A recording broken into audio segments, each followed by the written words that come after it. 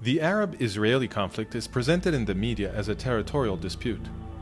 A common argument asserts that in the territory of the present state of Israel, there used to reside a 1,000-year-old Arab-Palestinian people, which was forcibly evicted by the Zionist Jews.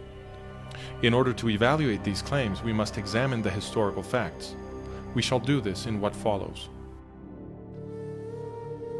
HIR and Faces present a series based on the book The Collapse of the West, the Next Holocaust and Its Consequences.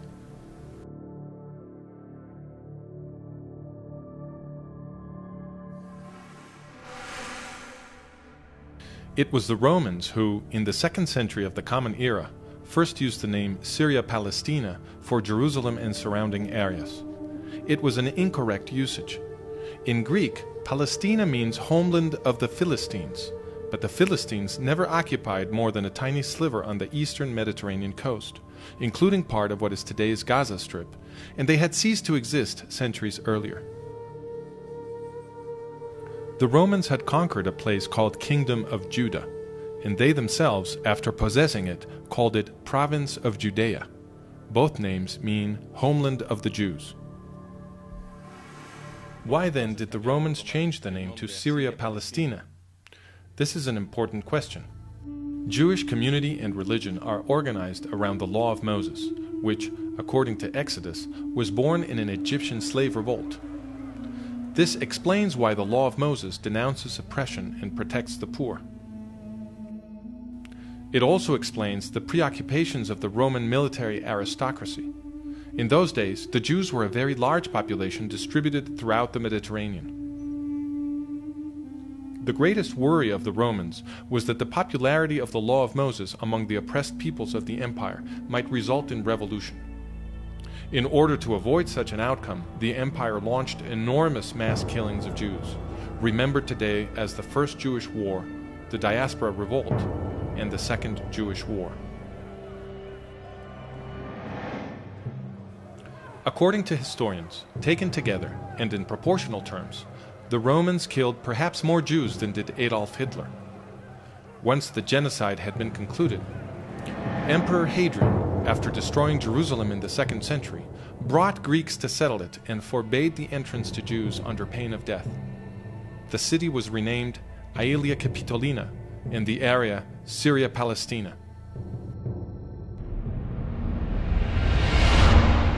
In political terms, Palestine means, there are no Jews here, nor do we allow them. Some Jews stubbornly remained in their Holy Land, and many others soon returned. The Romans informally continued to call the place Judea. With the passing of the centuries, the name Palestine was used less and less, and ceased to have a clear referent. Under the Turkish Ottoman Empire, overlord of the area from the 16th century, there was no administrative or political entity called Palestine. In the 20th century, after wrenching the Middle East from the Turks in World War I, the British revived the name when they created the British Mandate for Palestine. But their final definition of Palestine in 1922 was just 1/4 of the landmass that they themselves had baptized Palestine 2 years before. Such arbitrariness supports the complaint of Arab historian Philip Hitti, who testified in 1946 before the Anglo-American Committee of Inquiry that there is no such thing as Palestine in history. Absolutely not. But if the name Palestine is an artificial creation of the Roman Empire, and later of the British Empire, then who are the so-called Palestinians? That question was answered by Zahir Muhsin, the chief of military operations of the Palestine Liberation Organization, or the PLO, now better known as the Palestinian Authority. In an interview with Dutch magazine Trouw, Muhsin explained, "We are all part of one people, the Arab nation. We are one people. Just for political reasons, we carefully underwrite our Palestinian identity. Because it is of national interest for the Arabs to advocate the existence of Palestinians to balance Zionism. Yes, the existence of a separate Palestinian identity exists only for tactical reasons. The establishment of a Palestinian state is a new tool to continue the fight against Israel and for Arab unity." Why does Muhsin say, a new tool to continue the fight against Israel?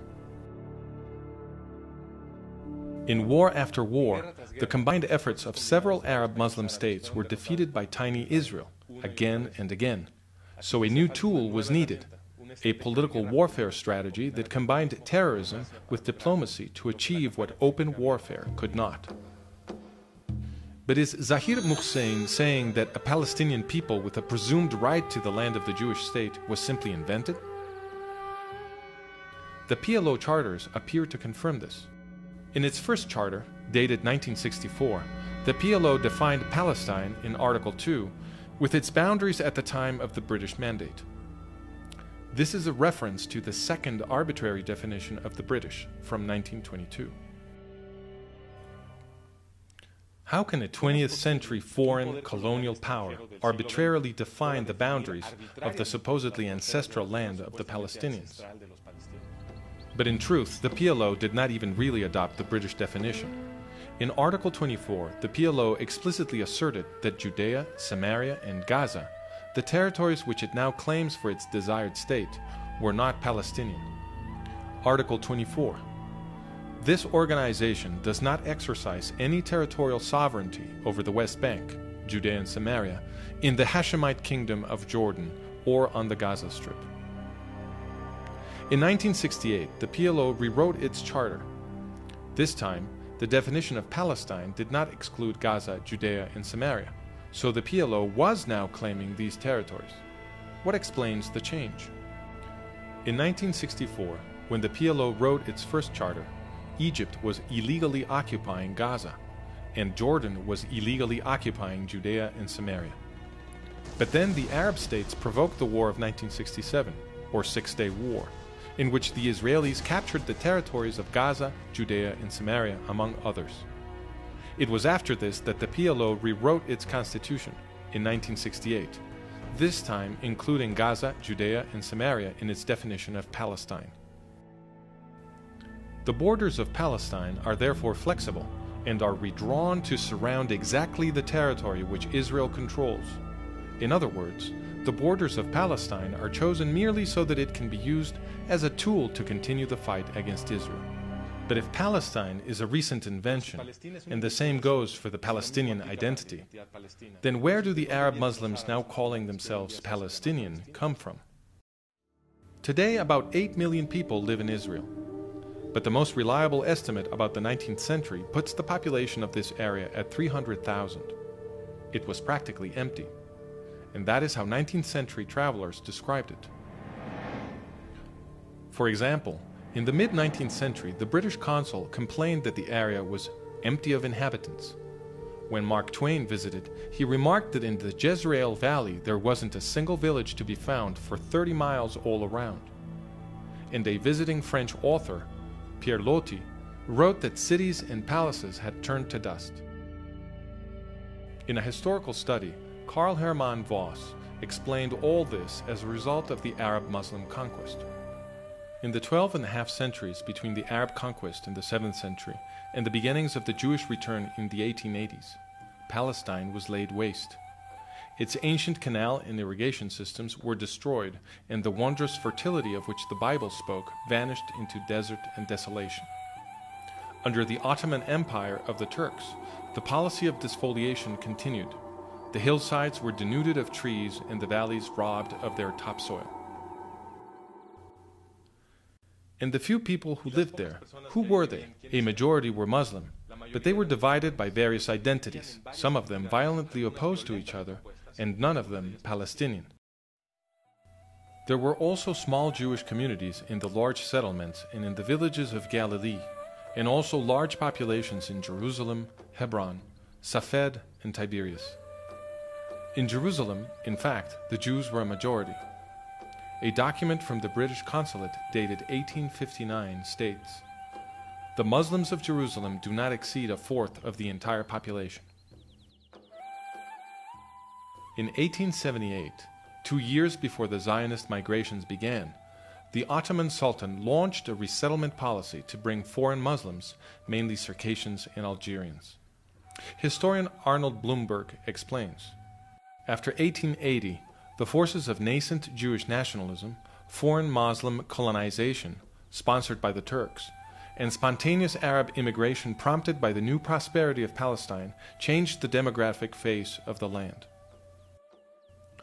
Given that starting in 1878, enormous waves of Muslim immigration began arriving in what was essentially an empty territory, it is obvious that the vast majority of those now calling themselves Palestinian do not have thousand-year-old roots in the place. This is confirmed by the UN's behavior, for it has defined a Palestinian refugee as any non-Jew who left during the War of 1948 and whose family had been residing in the area even just 2 years before then. Without such a definition, the population of so-called Palestinian refugees would dwindle almost to nothing. Now then, everybody recognizes that the Zionist Jews settled mostly on barren lands that nobody was using. The very King Abdullah of Transjordan, who would participate in the effort to destroy the nascent Jewish state in 1948, wrote in 1946, "I was astonished at what I saw of the Jewish settlements. They have colonized the sand dunes, drawn water from them, and transformed them into a paradise." The Jewish recovery of the land produced an economic explosion that attracted many Arabs from neighboring countries looking for a better life, and they fattened the numbers of those who would later call themselves Palestinians. Many believe, however, that the Zionist Jews stole the lands upon which they settled, using force. Did they? That question was answered by Haj Amin al-Husseini, the father of the Palestinian movement. In 1936, Husseini, Mufti of Jerusalem, launched his fourth great terrorist assault against the Jews of British Mandate Palestine. He called it the Arab Revolt. This violence lasted until 1939. In 1937, the British government sent a team to investigate, headed by Lord Peel. His mission was to establish what was happening and why. He called Husseini as witness. Sir Laurie Hammond asked Husseini whether the problem was that Jews had taken Arab lands by force. Husseini replied, "In most cases the lands were acquired. I mean forcibly acquired, compulsory acquisition, as land would be acquired for public purposes. No, it wasn't.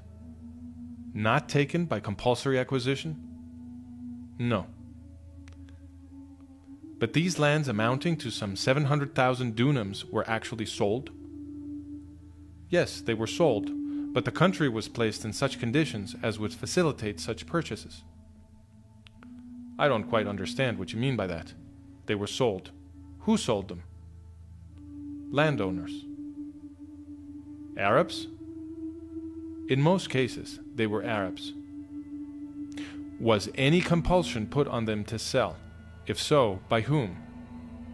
"As in other countries, there are people who by force of circumstances, economic forces, sell their land."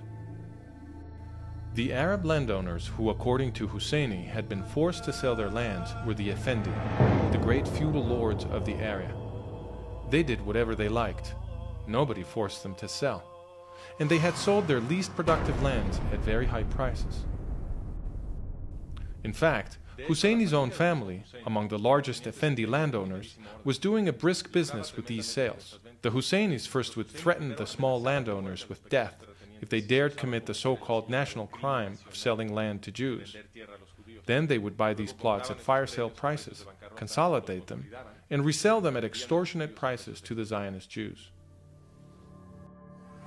Historian Nathan Weinstock explains, "In other words, hyper-nationalist propaganda became a lucrative industry, indeed even an American-style racket, for the Arab gentry." To conclude, it is false to say that a 1,000-year-old Palestinian people had its ancestral land taken by force by the Zionist Jews. First, because there was no such Palestinian people in the land, and second, because the Zionist Jews bought their lands from willing Arab landowners at prices well above the usual market rate. To see the documentation that supports the statements in this video, visit The Collapse of the West, the Next Holocaust and Its Consequences, Part 1, Chapter 1. It is often said that Islam is the religion of peace, and that the Palestinian movement is secular. Are these claims true? That will be the topic of our next video.